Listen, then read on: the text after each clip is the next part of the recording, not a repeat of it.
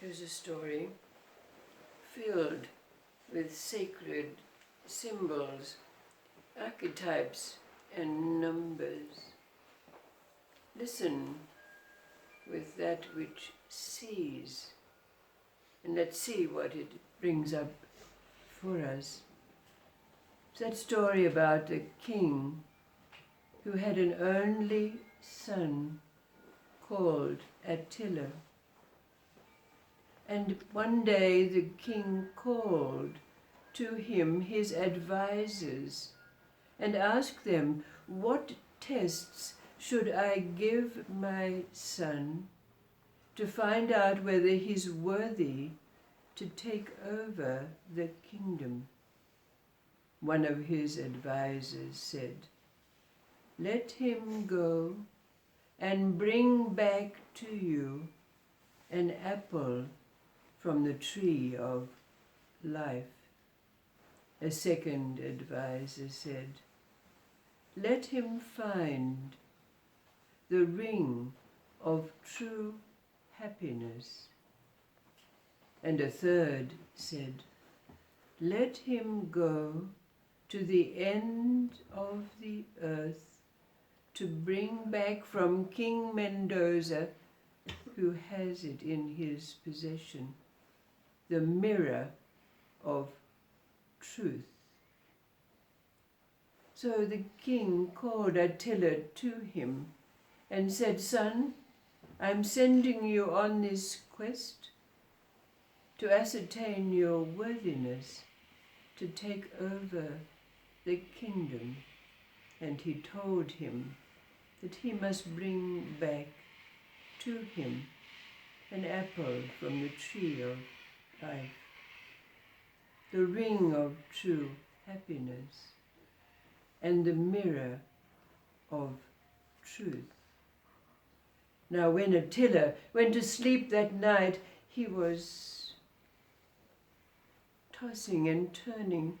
How could he possibly, when he had not even been outside his kingdom, fulfill the test that his father had given him? But suddenly a voice from within him said, "Attila, the tasks are not so difficult. Sleep now, and I will be with you in the morning." So indeed Attila slept, but in the morning he awoke to find that in his hand he had an amulet. So, placing this amulet on a silver chain, he put it around his neck, and going out and on his trusty horse, he set out on the adventures. Now, after some long while, during which he found that there were many occasions when he was uncertain of which way to go, which road to take, but he merely placed his hand on the amulet, and it guided him as to where he was to go, until eventually he found himself at a great iron gate. But at his touch, the gate opened, and he found himself in a garden filled with trees bearing fruit of all kind.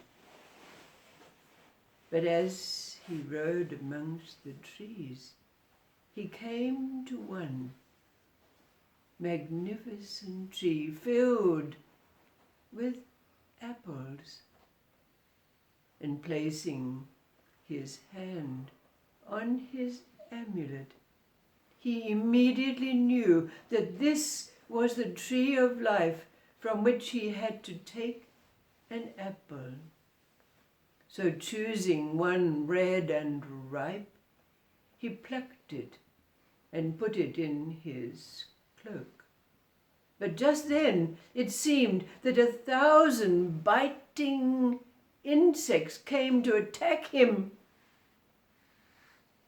But again he placed his hand on his amulet, and the insects disappeared, and the stings that they left were gone. So Attila went on his way, again allowing the amulet to guide him as to which way he was to go. When he found himself in a dense forest, but then coming out of that forest, but finding himself weary, thirsty, hungry, along the road which had emerged outside the forest, he came upon a well, and just as he was about to drink, 3 maidens came down to gather water. They gladly gave Attila that wonderful fresh well water that was pulled up from the buckets that they lowered into the well. Slaking his thirst and that of his trusty horse, he asked the maidens, "I need somewhere to rest for the night. Can you guide me to somewhere?" And the 3 maidens pointed him to a farmhouse that lay in the distance, just in sight, because there was smoke coming out of the chimney. And so, taking his leave, Attila headed in the direction of the farmhouse, where he was greeted by the farmer and his wife and invited in. After he was given hospitality, the farmer, his wife, and Attila were about to settle down for the night when suddenly there was a knock on the door. And the farmer said, "Who could be calling at this late hour?" But when he opened the door, there was an old man, ragged. Immediately, the farmer invited him in. The wife brought hot soup for him to drink, sat him down by the fire, and then they all went down to sleep for the night. But during the night, Attila was woken by the sound of groaning, the sounds of pain. And when he came out, there was the old man, tossing and turning, obviously in a great deal of agony, bending over him to see how he could help. Immediately, his hand touched his amulet, and the thought came, "Give him the apple." And so Attila bought the apple from the tree of life and gave it to the old man. After partaking of the apple, it seemed that the old man was not only restored to health and free from pain, but his hair turned black. He was youthful and vibrant again. The old man thanked him profusely and said, "In exchange for that which you have given me, that will allow me to spend many long years completing that which I have begun, I have a gift for you." And he took out from his pocket the gold ring, the ring of true happiness, which he gave to Attila. Now the farmer wanted Attila to stay with him, but Attila took his leave and set out again on his quest for the mirror of truth. He had many adventures, but finally it seemed that he came to the end of the earth, not knowing where he should go. Again, placing his hand on his amulet, it seemed that before his very eyes there opened a path for him, and in the distance he could see a great castle. When he arrived at the gate of the castle, he asked the guard, "Whose palace is this?" And the guard said, "Why, it's the palace of King Mendoza." So Attila knew that he had arrived at his destination. He sought entry and was given pass and taken into the presence of the king, who sat on a golden throne. But Attila observed that the king was not animated. It seemed that he had no life.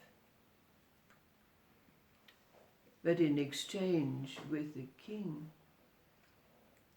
he told the king his quest. And the king said, "Yes, I have in my possession the mirror of truth." But he added, "I am not happy, even though I have a great palace, servants, a loving family. I know no happiness." And immediately, of course, Attila realized that he must give the ring of true happiness to King Mendoza. And so he did. Immediately the king placed the ring on his finger. He rose up as though life was flowing in him, and he danced. "I'm happy. At last I have happiness. I will give you anything in my possession." And of course, Attila asked for the mirror of truth. "It is yours," said King Mendoza. So taking the mirror of truth, Attila made his way back to his kingdom.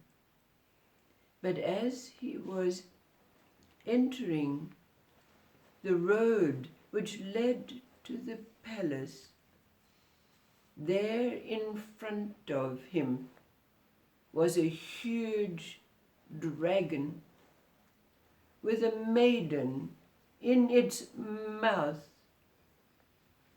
Now, Immediately, Prince Attila rose up in the seat of his trusty steed, placing his hand on his amulet. He drew his sword that was always at his side and slew the dragon. Of course, the maiden was released. She said, "I am the daughter of the charcoal seller, captured by the dragon." Lifting the maiden onto his steed, they rode into town towards the palace. But Attila noticed that no one came out of their houses. All was quiet. So, taking out the mirror of truth, he looked in to see that all the people were in fear of the dragon. So Prince Attila began to shout, "Have no fear, I have killed the dragon." So people came out of their houses and celebrated, danced around Prince Attila as he made his way to his father's palace.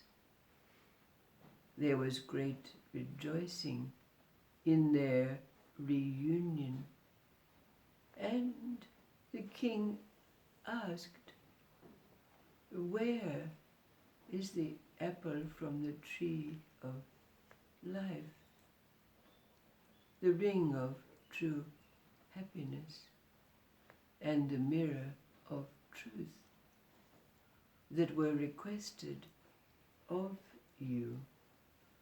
And Prince Attila told his story from beginning to end and took out the mirror of truth, which he gave to his father.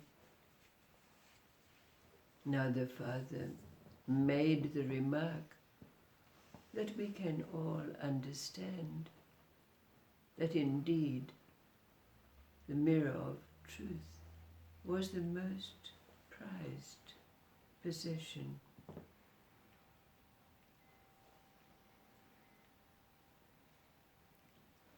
There are several questions that arise from this story. What does the tree of life and its fruit and the ring of true happiness and the mirror of truth represent for us in our being, in our psyche? And why was it that Prince Attila had to relinquish the apple from the tree of life and the ring of true happiness, but was able to retain the mirror of truth?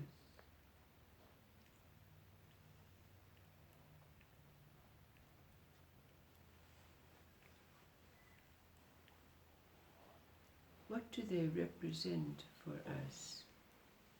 And what is the meaning, the deep, deep meaning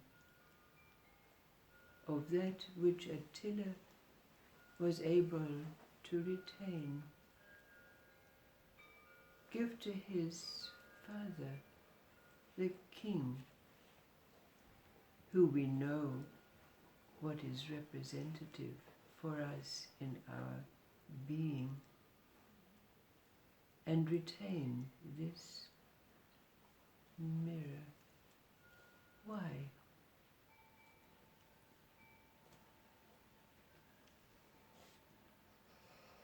Why do we have to relinquish life and all that sustains us? Happiness. But keep truth and what truth means for us.